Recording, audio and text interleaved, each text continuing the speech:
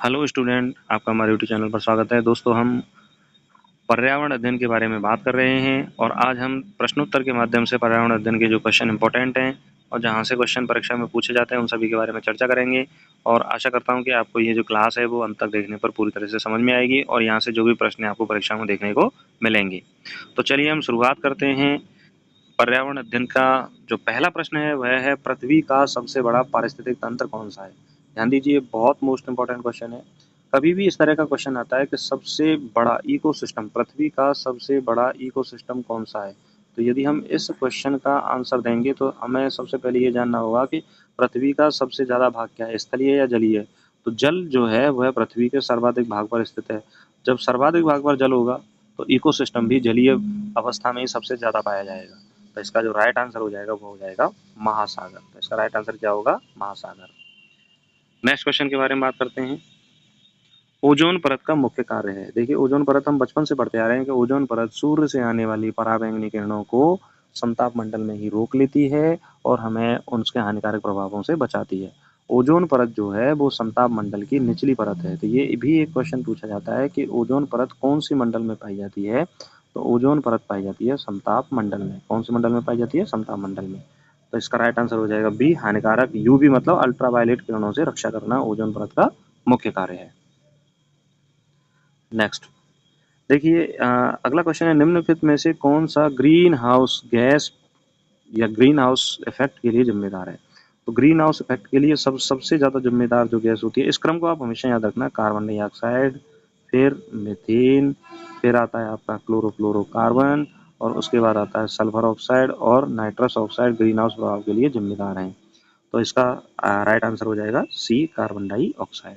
इस क्रम को आप याद रखिए। इस क्रम से बहुत ज़्यादा क्वेश्चन परीक्षा में पूछे जाते हैं। लगभग यदि पर्यावरण अध्ययन का कोई पेपर होगा तो इस क्रम से क्वेश्चन जरूर पूछा जाएगा, वो उसका रूप कैसा भी हो सकता है। नेक्स्ट क्वेश्चन के बारे में बात करें। किस वैज्ञानिक ने बताया कि पानी की 3 अवस्थाएं होती हैं, यानी ये पानी की 3 अवस्थाएं होती हैं, ये बात किसने बताई थी? तो यह आर्किमिडीज ने बताई थी। आर्किमिडीज ने सबसे पहले बताया था कि पानी की 3 अवस्थाएं होती हैं, ठोस, द्रव और गैस। आगे हम बात करें, जैव विविधता में कमी का मुख्य कारण है। सबसे पहले हम बात करेंगे जैव विविधता, बायोडाइवर्सिटी क्या होती है। बायोडाइवर्सिटी का अर्थ होता है जीवों की विविधता, अर्थात इस पृथ्वी पर अलग अलग तरह के पौधे, अलग अलग तरह के जंतु को जैव विविधता कहते हैं। अब जैव विविधता की बात करें तो जैव विविधता जहाँ पर सबसे ज़्यादा होती है वहाँ का इकोसिस्टम भी बहुत अच्छा होता है और वह देश प्रगति की ओर भी होता है। तो वे सभी कारण जो प्रदूषण करते हैं, वनों की में कमी करते हैं, वे सभी कारण जैव विविधता में कमी के मुख्य कारण होंगे। तो प्रदूषण जैव विविधता में मुख्य कारण होता है कमी का, वन कटाव जैव विविधता में कमी का मुख्य कारण है। जलवायु परिवर्तन भी जैव विविधता मुख्य कारण है, क्योंकि जलवायु परिवर्तन से वनस्पतियों का विकास नहीं होता, जीवों का भी विकास नहीं हो पाता, जैव विविधता में क्या आती है? कमी आती है। तो इसका राइट आंसर हो जाएगा उपरोक्त सभी। क्या हो जाएगा? उपरोक्त सभी। नेक्स्ट क्वेश्चन के बारे में बात करें, पेरिस समझौता किससे संबंधित है। देखिए, पेरिस समझौता जलवायु परिवर्तन से संबंधित है। किससे संबंधित है? जलवायु परिवर्तन से। तो इसका राइट आंसर क्या हो जाएगा? बी, जलवायु परिवर्तन। नेक्स्ट हम बात करें, राष्ट्रीय वन नीति कब प्रारंभ की गई। मोस्ट इंपोर्टेंट है, राष्ट्रीय वन नीति कब प्रारंभ की गई। यही क्वेश्चन सबसे ज्यादा पूछा जाता है। तो सबसे पहले राष्ट्रीय वन नीति 1952 में आई और राष्ट्रीय वन नीति के अनुसार ही कहा गया है कि जहां पर समतल भाग है वहां के 33% स्थान पर वन होने चाहिए और जहां पर पहाड़ी भाग है वहां के 67% स्थानों पर क्या होने चाहिए? वन होने चाहिए। तो इसका राइट आंसर क्या हो जाएगा? 1952 ए। नेक्स्ट क्वेश्चन के बारे में बात करें, मृदा अपरदन। मृदा अपरदन का मतलब होता है मिट्टी का कटाव। मिट्टी का कटाव। तो देखिए, हवा के द्वारा मृदा अपरदन होता है, लेकिन उतना ज़्यादा प्रभाव इसका नहीं होता। जल के द्वारा जो है वह सबसे ज़्यादा मृदा अपरदन होता है। अधिक वर्षा के कारण भी मृदा अपरदन नहीं होता, अनियंत्रित खेती के कारण भी मृदा अपरदन नहीं होता।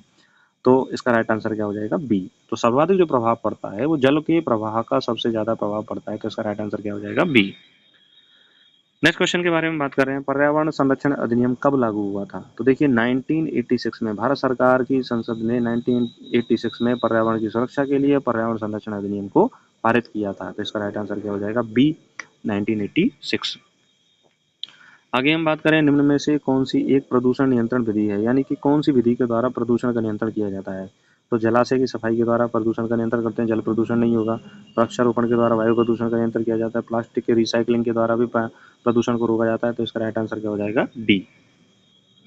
नेक्स्ट क्वेश्चन के बारे में बात करें, जैविक प्रदूषण किसे कहते हैं। देखिए, जहाँ जैव शब्द आ जाए इसका मतलब जीवित जीवों द्वारा जो प्रदूषण किया जाएगा उसे जैविक प्रदूषण कहते हैं। तो इसका पहला ऑप्शन है जल में रासायनिक तत्व, ये नहीं होगा। मिट्टी में प्लास्टिक तत्व, ये नहीं होगा। जीवित जीवों द्वारा फैलाया गया प्रदूषण, इसके राइट आंसर है। रासायनिक पदार्थों द्वारा फैलाया गया प्रदूषण, वो रासायनिक प्रदूषण होगा, जैविक प्रदूषण नहीं होगा। तो इसका राइट आंसर क्या हो जाएगा? सी। नेक्स्ट क्वेश्चन के बारे में बात करते हैं। निम्नलिखित में से कौन सा पारिस्थितिक तंत्र का सबसे बड़ा जैव विविधता का घर है? देखिए मोस्ट इंपॉर्टेंट है। सबसे बड़ा इकोसिस्टम महासागर है, और सबसे ज्यादा जैव विविधता जो है, जैसे पृथ्वी है, पृथ्वी के भूमध्य रेखा है 0 डिग्री अक्षांश पर, और इसके 23.5 डिग्री ऊपर और 23.5 डिग्री नीचे सबसे ज्यादा बायोडाइवर्सिटी पाई जाती है। तो यहाँ पर ही सबसे ज्यादा पाए जाते हैं वर्षावन। क्या पाए जाते हैं? वर्षावन। तो इन अमेजन वर्षावन को क्या कहा जाता है? पृथ्वी का फेफड़ा कहा जाता है, जो दक्षिण अमेरिका में पाए जाते हैं। तो सबसे ज्यादा जो जैव विविधता वाला क्षेत्र होगा वो क्या होगा? वर्षावन। तो इसका राइट आंसर क्या हो जाएगा? सी। मोस्ट इंपॉर्टेंट है, प्रदूषण की सबसे अधिक मात्रा किससे फैलती है? देखिए पेट्रोलियम पदार्थ जीवाश्म ईंधन है, इससे प्रदूषण होता है। सौर ऊर्जा से प्रदूषण नहीं होता, पवन ऊर्जा से नहीं होता, जल ऊर्जा से प्रदूषण नहीं होता। तो इसका राइट आंसर क्या हो जाएगा? ए। राइट आंसर क्या होगा? ए।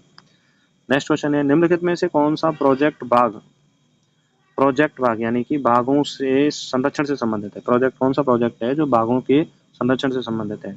तो 1 अप्रैल भारत सरकार द्वारा 1 अप्रैल 1973 को प्रोजेक्ट टाइगर क्या किया गया था? शुरू किया गया था। 1 अप्रैल 1973 को प्रोजेक्ट टाइगर शुरू किया था। तो इसका राइट आंसर क्या हो जाएगा? सी। बाघ संरक्षण के लिए प्रोजेक्ट टाइगर शुरू किया गया था। नेक्स्ट है, पृथ्वी पर जैवमंडल का कौन सा हिस्सा जीवों के लिए सबसे ज्यादा अधिकतम अनुकूल है? जैवमंडल में, देखिए जैवमंडल में वायुमंडल भी आता है, जलमंडल भी आता है, स्तनमंडल भी आता है। तो इसका आंसर क्या हो जाएगा? उपरोक्त सभी।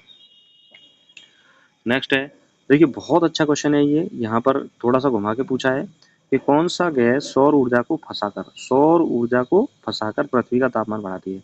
इसका मतलब यह ग्लोबल वार्मिंग के बारे में बात कर रहा है। किसके बारे में बात कर रहा है? Global warming.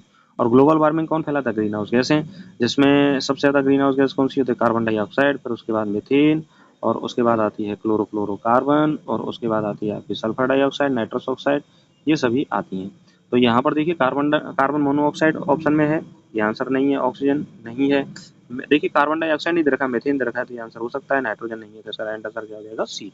बहुत अच्छा क्वेश्चन है, थोड़ा सा घुमाया है, दिमाग लगाने की जरूरत है। हमेशा हमें कार्बन डाइऑक्साइड याद नहीं रखना है, हमें मीथेन को भी याद रखना है, क्योंकि यह भी क्या है? एक ग्रीन हाउस गैस है। नेक्स्ट क्वेश्चन के बारे में बात करें, कौन सा वन्य जीव संरक्षित क्षेत्र जैव विविधता हॉटस्पॉट के अंतर्गत आता है? हॉटस्पॉट का अर्थ ये होता है, देखिए नॉर्मन मायर्स ने हॉटस्पॉट का कंसेप्ट दिया था, और जहां पर सबसे ज्यादा जैव विविधता पाई जाती है उस स्थान को क्या कहा जाता है? हॉटस्पॉट कहा जाता है। और भारत में 2 प्रमुख हॉटस्पॉट है, पूर्वी हिमालय और पश्चिमी घाट। तो इसका राइट आंसर क्या हो जाएगा? सी। पश्चिमी घाट। नेक्स्ट हम बात करें ग्लोबल वार्मिंग का मुख्य कारण क्या है? तो ग्लोबल वार्मिंग को करने वाली जो प्रमुख गैसें होती हैं वो कौन सी होती हैं? ग्रीन हाउस गैसें होती हैं। तो ग्रीन हाउस गैसों के कारण ग्लोबल वार्मिंग होती है। तो इसका राइट आंसर क्या हो जाएगा? ग्रीन हाउस गैसों का उत्सर्जन, जिसमें कार्बन डाइऑक्साइड, मीथेन, क्लोरोफ्लोरोकार्बन और सल्फर डाइऑक्साइड, नाइट्रस ऑक्साइड इसके प्रमुख उदाहरण हैं। अगले क्वेश्चन के बारे में बात करें कि वन्य जीवों की संरक्षण की योजना कब लागू की गई थी? वन्य जीवों का संरक्षण की योजना 1972 में लागू की गई थी। कब लागू की गई थी? 1972 में वन्य जीव संरक्षण योजना को लागू किया गया था। तो इसका राइट आंसर क्या हो जाएगा? बी। नेक्स्ट क्वेश्चन के बारे में बात करें, निम्नलिखित में से कौन सा क्षेत्र भारतीय पर्यावरण कानून के अंतर्गत संरक्षित क्षेत्र माना जाता है? संरक्षित क्षेत्र का मतलब है कि जहां पर वन्य जीवों का शिकार नहीं किया जा सकता, पेड़ पौधों को काटा नहीं जा सकता, पेड़ पौधों को हानि नहीं पहुंचाई जा सकती, वह संरक्षित क्षेत्र कहलाता है। तो जीवाश्म क्षेत्र संरक्षित क्षेत्र नहीं होता। जीवाश्म क्षेत्र संरक्षित क्षेत्र होते हैं, और राष्ट्रीय उद्यान संरक्षित क्षेत्र होते हैं, वन्य जीव अभ्यारण्य संरक्षित क्षेत्र होते हैं। तो इसका राइट आंसर क्या हो जाएगा? डी। यानी ये सभी उदाहरण जो है वो संरक्षित क्षेत्र के अंतर्गत आते हैं। तो दोस्तों इस तरह से हमने पर्यावरण अध्ययन के 20 क्वेश्चन के माध्यम से हमने ये समझने का प्रयास किया कि भाई पर्यावरण अध्ययन के दौरान किस तरह के प्रश्न पूछे जाते हैं और हम उनको कैसे हल कर सकते हैं। आशा करता हूँ कि ये क्लास आपको समझ में आई होगी। आपको ये क्लास कैसी लगी कमेंट करके हमें जरूर बताएं, और जो भी स्टूडेंट इस चैनल पर पहली बार है इस चैनल को जरूर सब्सक्राइब करें। नमस्कार, धन्यवाद।